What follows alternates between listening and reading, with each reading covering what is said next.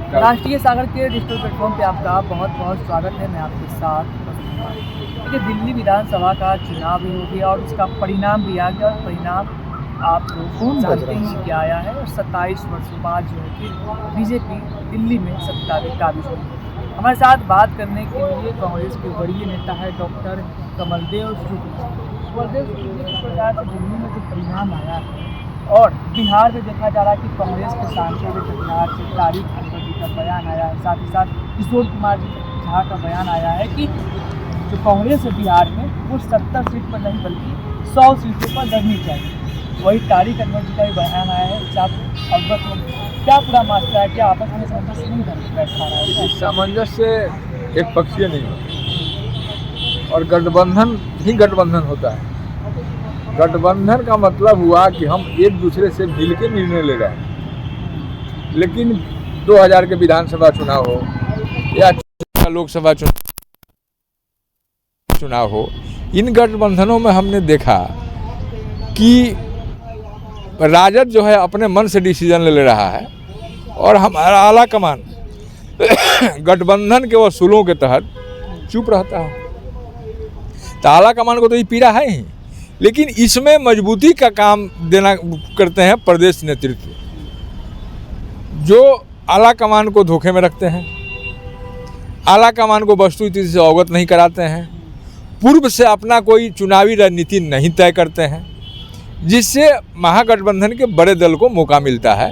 हालांकि नुकसान उन्हें भी होता है।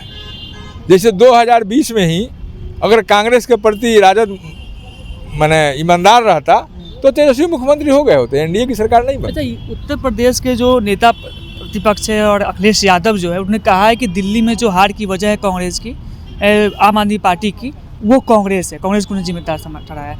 और आप लोग लगातार जो है इंडिया गठबंधन की जो चीज़ें हैं वो लेकर चलते हैं। लोकसभा चुनाव में भी देखा गया है, लेकिन हरियाणा चुनाव में हो वहाँ भी आम आदमी पार्टी अलग चुनाव लड़ रही है, दिल्ली में अलग चुनाव लड़ रही है। रोशन जी, लगता है कि अखिलेश यादव का चुनाव का रिजल्ट आने के 2 दिन बाद का स्टेटमेंट आपने कहा है, उसके बाद जो उन्होंने स्टेटमेंट दिया है उसको आपने नहीं देखा है। अखिलेश जी ने कहा कि नहीं, इंडिया गठबंधन इंटैक्ट है, इंटैक्ट रहेगी। यही प्रश्न खड़ा होता है कि मान लेते हैं कि केजरीवाल तो आरएसएस के उपज थे, 2012 और 13 के उपज थे, वो ये काम कर सकते हैं। और केजरीवाल जी ने जो कहा कि अगर यही स्थिति रही तो हम कांग्रेस को इंडिया गठबंधन से बाहर कर देंगे। इंडिया गठबंधन के सारे दल जो बिना कांग्रेस से इजाज़त लिए या बिना परामर्श किए जो आपको समर्थन किए, उनकी कितना बनती थी। इंडिया गठबंधन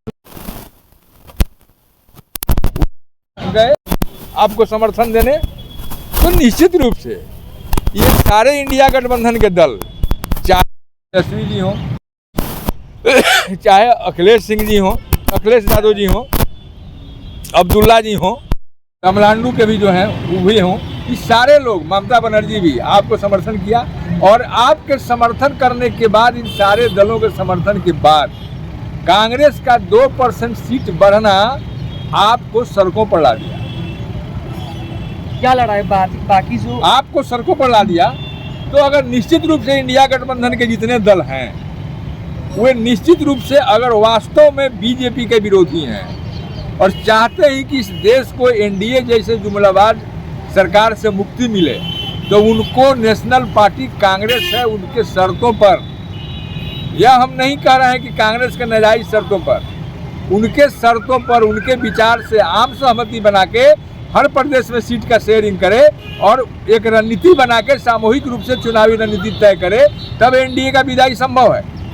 और रही बिहार का बात, जब बिहार में अभी तक जो होते आया है वह कांग्रेस के हिसाब से उचित नहीं हुआ और प्रदेश के नेताओं और बिहार महागठबंधन के दल को राहुल जी और सोनिया जी और कांग्रेस आला कमान के भावना को समझने की जरूरत है। नहीं तो जो रिजल्ट आज केजरीवाल जी का, कांग्रेस की वजह से केजरीवाल हार गए, उनके वजह से मैं गोवा में हमारा चुनाव गया, उनके वजह से गुजरात में हमारा चुनाव गया, उनके वजह से महाराष्ट्र में बड़ी चुनाव गया, तो यह काम हरियाणा में गया। यह काम केजरीवाल जी क्यों करते हैं? केजरीवाल जी एक भी वैसे जगह नहीं गए जहां इंडिपेंडेंट रूप से बीजेपी सत्ता में है। तो क्या आज भी वो बीजेपी को मदद करना चाहते हैं? उनकी गतिविधि, उनकी कार्यशैली यह साबित किया है कि राजनीति में उनकी उत्पत्ति आरएसएस के साठगांठ से हुआ और अन्ना हजारे जैसे समाजसेवी के सहयोग से हुआ, और आज भी वो बीजेपी से मदद करते हैं। इसीलिए जहाँ जहाँ कांग्रेस मजबूत रहती है वहाँ कांग्रेस के वोट में बिखराव करने के लिए वो जाकर चुनाव लड़ते हैं। अच्छा, इससे संदेश तो बहुत गलत जा रहा है लोग में। आप लोग गठबंधन की बात कर रहे हैं, लेकिन जैसे विधानसभा चुनाव आता है लोग कांग्रेस को अनदेखा कर देता है, उसके विरोध में चुनाव प्रचार। लोग कहीं अनदेखा नहीं करता, पार्टियां हैं लोग कहीं अनदेखा नहीं करता है। एक कांग्रेसी ऐसी पार्टी है जिसके बारे में आज भी गांव और देहात में लोग कहते हैं कि कांग्रेस अपने करतूतों से कमज़ोर हो रही है, कांग्रेस का आना बहुत ज़रूरी है। ये लोग महसूस करता है, दूसरे किसी दल के बारे में महसूस नहीं करता है। लेकिन महागठबंधन में रह के अगर जो लोग अपने वक्तव्य से, अपने कार्यशैली से बीजेपी को मदद करते हैं, उससे एनडीए यहाँ मजबूत हुई है। कांग्रेस के यहाँ कहीं कसूर नहीं है।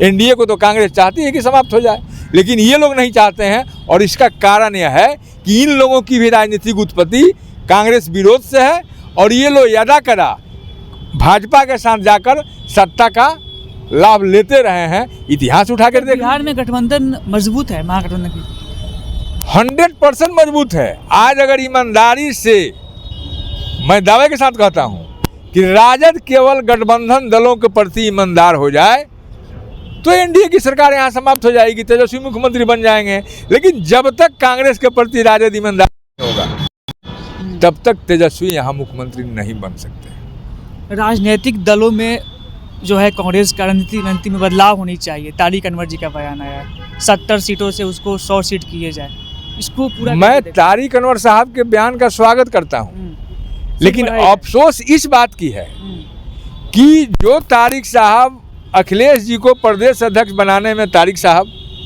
मीरा कुमार जी, निखिल कुमार जी जैसे बड़े सहयोग रहा है, और तीनों के साथ अखिलेश जी ने धोखा किया है। तारिक साहब के चुनाव में के समय भी धोखा किया, निखिल जी को हाशिए पर ला दिया और से उनको हटा दिया। मीरा कुमार को भी सासाराम दिया, ललीपॉप दिखाने के लिए बेटा को पटना से लड़ा दिया। और मीरा कुमार के सामने जो प्रदेश अध्यक्ष यह बात कहता कि मैडम ठीक है, कांग्रेसियों से सतर्क रहिएगा, क्या अध्यक्ष हमारे कांग्रेस के अध्यक्ष नहीं है? और मीरा कुमार जैसे बड़ी नेता अगर इस बात चुप होकर सह गई तो हमको लगता है कि पुत्र मोह वहाँ उनका उन पर हावी रहा। बहुत बड़ी बात बोल दी कांग्रेस के प्रदेश अध्यक्ष जो है किसी एक, बिल्कुल ओपनली कहते हैं कि हम तो उसी को मदद करेंगे जो हमारे साथ पार्टी बदलने के लिए तैयार हो। तो कांग्रेस का कोई डीएनए वाला वर्कर उनके साथ पार्टी बदलने के लिए तैयार नहीं होगा। उनके साथ जो मार्केटिंग करने वाले, ठेकेदारी करने वाले लोग हैं, वही लोग ही काम कर सकते हैं, कांग्रेस का वर्कर नहीं करेगा। और तारिक साहब का बयान का हम समर्थन करते हैं। कांग्रेस में आमूलचूल परिवर्तन होने की ज़रूरत है। और तारिक साहब यह बयान अगर पहले दिए होते तो आज 2 साल से, इनके पीरियड में भी 2 साल से यहाँ कोई ऐसी नहीं है, कमेटी नहीं है। 4 साल मदन जी के समय भी कोई कमेटी नहीं रही। 11 महीना प्रभारी अध्यक्ष के रूप में कोकब कादरी जी के समय भी कोई कमेटी नहीं। 8 साल से जिस संगठन में कोई प्रदेश के कमेटी नहीं हो और अध्यक्ष के चेहते लोग ही पार्टी चलाते हों, उसमें संगठन कमज़ोर हुई है और इसमें सुधार करने की ज़रूरत है। क्योंकि बहुत लंबी बातचीत हुई। कांग्रेस के वरीय नेता है साफ तौर पर कह दिया गठबंधन में सब ठीक है, लेकिन अगर आरजेडी जो है, अगर जो उनके अंदर जो भी चीज़ें चल रही है कांग्रेस के प्रति, अगर वो एक साथ चुनाव लड़ती है तो बिहार में निश्चित तौर पे महागठबंधन की सरकार बनेगी। साथ ही साथ तारिक अनवर का जो बयान आया और किशोर कुमार झा का जो बयान आया तो लेकर हम उनके बयानों का स्वागत करते हैं। बाकी आपकी क्या प्रतिक्रिया है हमारे कमेंट वगैरह